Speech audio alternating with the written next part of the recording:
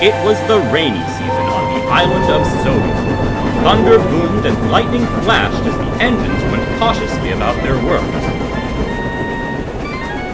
One engine, however, wasn't deterred. "Make way for an important engine!" whistled James as he strutted down the line. The other engines didn't care much for his overconfidence. They found him insufferable. "Bad weather's nothing to a splendid red engine like me," gloated James one morning. "We don't need you boasting up a storm," retorted Gordon. "This weather's bad enough as it is." "The passengers don't mind," sniffed James. "If anything, I'm the brightest part of their day." The other engines rolled their eyes as the Fat Controller's car rolled up to the sheds. Even he had grown fed up with James's behavior.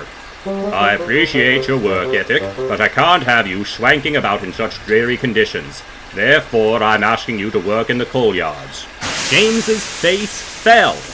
"The coal yards? But sir, what about my shiny red paintwork?"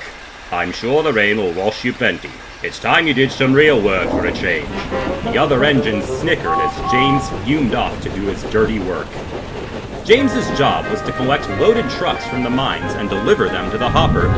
"Dirty trucks, dirty sidings, absolute rot," he grumbled as he bashed the trucks about. "Thomas or Percy should be doing this rubbish, not me." "Do be careful, James," advised Edward.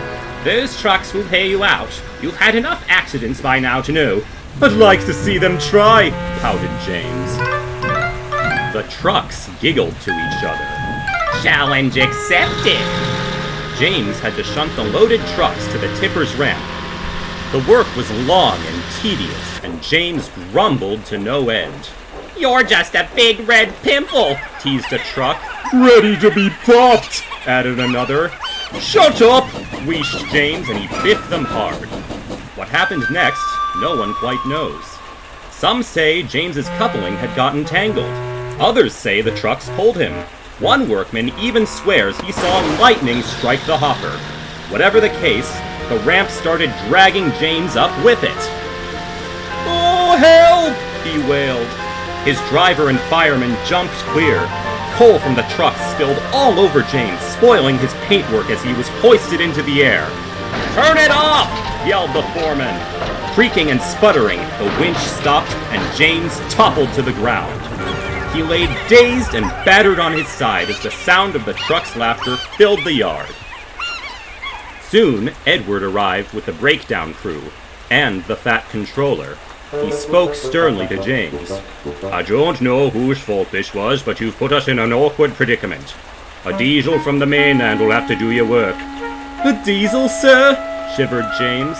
The Fat Controller nodded his head. "They're the only engine available." As the Fat Controller walked away, James looked nervously to Edward. "What kind of diesel do you think it'll be?" Edward sighed. "I don't know, but it's sure to be trouble." I'm afraid Edward was right. The diesel was posh, polished, and very rude. "What kind of railway is this? It seems to be run by a bunch of outdated steam kettles." "Our controller knows that every engine is useful," retorted Duck. "As if! You should be rotting in a scrapyard, not working the main line." The engines were disgusted. James's boasting now seemed minuscule compared to the diesel's horrid attitude. "They call me Super E.D. Super modern, super reliable, and super electric." "I'm electric," rebuffed Boko, "but you don't see me being so bigoted." "A faulty prototype, no doubt. No wonder you work so well with these old tin cans." Unfortunately, Super E.D. was as good as his word. He did James's work flawlessly, without fuss, and was bang on time. The Fat Controller was very impressed. "How would you like to consider staying?" "I'd be delighted, sir. Your railway deserves the very best." Gordon and Henry looked nervously at each other. "Hear that?" sneered E.D. "Only a matter of time until we real engines take over." Gordon was furious. "This is all James's fault," he fumed. "If he hadn't been so careless, we wouldn't be in this mess." That night, James returned from the works. But when he approached the sheds, the other engines barred his way. "Keep out!" What is the meaning of this? Sputtered James. Thanks to you, Super Ed will take over our railway and we'll be sent for scrap, snarled Henry. James gulped. He puffed sadly to the carriage shed, carrying excruciating guilt. The next morning, James went back to work in the coal yards, but there was trouble brewing. Gordon's fire wouldn't light, and the express was due. The Fat Controller turned to Super E.D. Seeing how well you've gotten on, you'll certainly do swimmingly with our most important service. I'd be honored, sir. Your passengers deserve the very best. A wave of dread overcame the steam engines. Super E.D. rolled smugly into the station. James was at the other platform with his coal trucks. The clouds were gray and the thunder rolled. Best take care today with weather like this, advised James. I'm not taking advice from a pile of rusty red scrap iron, scoffed E.D. This made James very cross.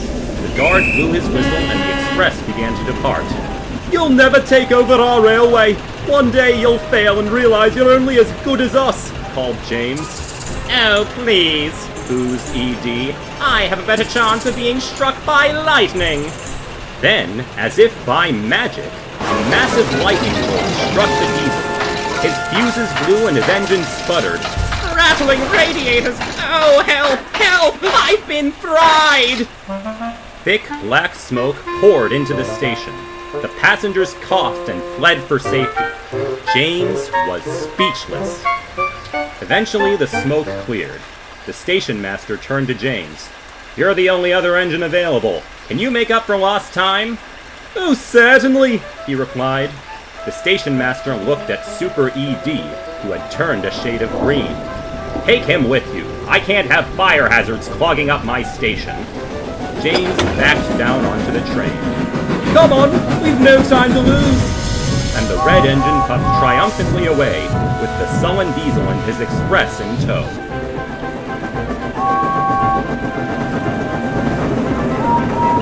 James made record time. He puffed into the workstation to find the Fat Controller waiting on the platform.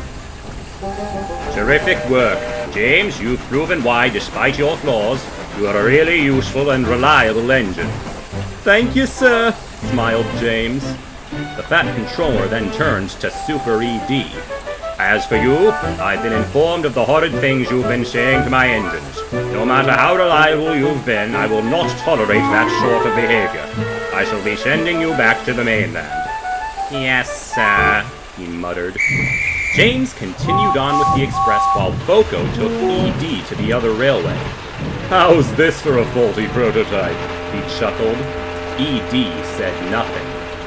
That evening, James returned to the sheds. The other engines let him in this time.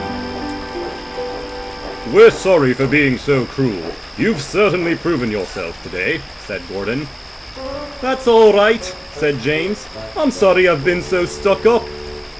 We really were seeing red, said Henry. But better to see red than Super Ed. James certainly hoped he'd never have to see Super Ed ever again.